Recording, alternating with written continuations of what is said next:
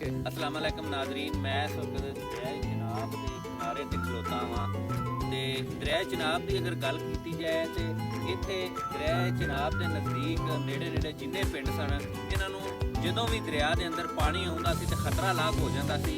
बाद कई जगह तो बन कमज़ोर भी सी, बन टुटन की भी खदशे की वजह तो पूरे इलाके असी गढ़ी जला तो लैके अगर नूरपुर ठोकर तक की गल करने तो सारे जिन्ने भी पिंड ने इस किनारे के उत्ते बाद उन्होंने दे लोगों माल का जान का उस तो इलावा जी जरी रकबे ने उन्होंने भी नुकसान का खदशा सी। ते ये खदशे मुकाने वास्ते एक साडे MP जिहड़े ने अदनान अफजल चट्ठा साहब उन्होंने बड़ा एक अहम काम किया वे। उन्होंने इत्थे जनाब 6 ठोकरां बनवा दित्तियां ने ते ये खतीर रकम के नाल तुहानूं नज़र आ रहे मेरे पिछे दरिया वे ते ठोकरां बन रही ने।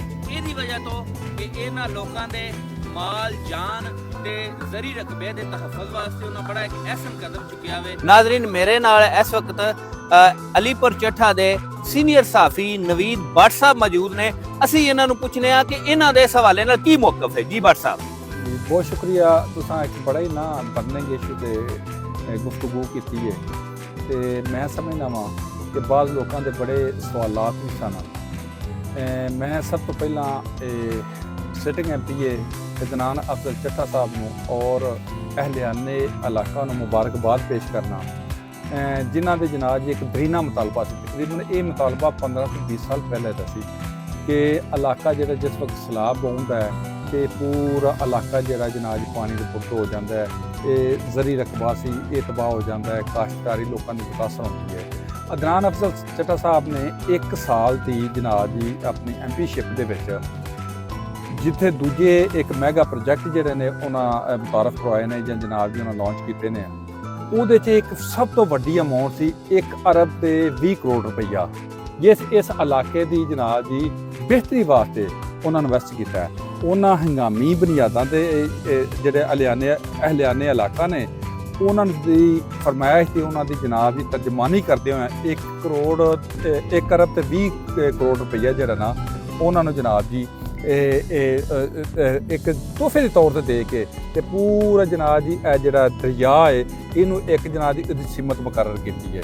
ये जो कुछ लोग आखते इन्नी वड्डी रकम जनाब इन्होंने दरिया पुरद कर दी है। गढ़ी गुला तो लैके मराज के चट्ठा तक पर सब ये किन्ने पिंड आउंदे ने जिन्होंने फायदा होया इस चीज़ का। गढ़ी गुला तो लैके मराज के चट्ठा तक सारे पिंडां नूं ये फायदा है। इन्हां दी ज़मीन भी जनाब जी एक पानी दे सपुर्द हो जाती सी। उस तो बाद जनाब जी ये जिस वक्त सैलाब आउंदा सी ते ये लोकी घर छड्ड के बल्कि इत्थे नकल मकानी करन ते मजबूर हो जाते सन। ते मैं समझना वा कि यार उन्हां बंदियां नूं मैं एक लम्हा फिक्रिया देंगा जिन्हां बंदियां ने 20-25 साल च मुतालबा नहीं बनिया, ना ही उन्हें इस बारे को गौर फिक्र किया बल्कि खिदमत के दावे भी करते रहे ने। जिन्हें जेडे खिदमत के भी दावे करते रहे ने, मुहब्बत के भी दावे करते हैं ते आंदे सन असी इलाके की तकदीर बदल देंगे। उन्होंने को बड़े इख्तियारात भी रहे ने लेकिन उन्होंने भी साल या ऐसी कोई नज़ीर नहीं मिलती कि जिन्हें एडी वड्डी रकम जी एडी खतीर रकम लिया के पूरे इलाके एक सेफ भी किया। और जेडे काश्तकार लोग सन जेडे इस इलाके के काश्तकार सन उन्होंने काश्तकारी भी तोहफा दिता है और उन्होंने ज़मीनां भी बचाने अपना जोड़ा अहम रोल अदा किया। हुण गढ़ी गुला तो लैके मराज के चट्ठा तक मैं उन्होंने लोगों को दावा देंगा कि तुसीं अपनी ना तसब की ऐनक ला दिओ, अपनी जी ना कमजरफी की ऐनक लाओ, अपने सीने को जरा वसी करो, अपने कलब को जरा वसी करो, वसी करके ते गढ़ी गुला तो लैके ते मराज के चट्ठे तक फर्दन बंदियां ने पुछो कि इस जिहड़ा अदनान अफजल चट्ठा है इस कितना वड्डा जहाद किया है, वो कितनी वड्डी जनाब इलाके की खिदमत की है।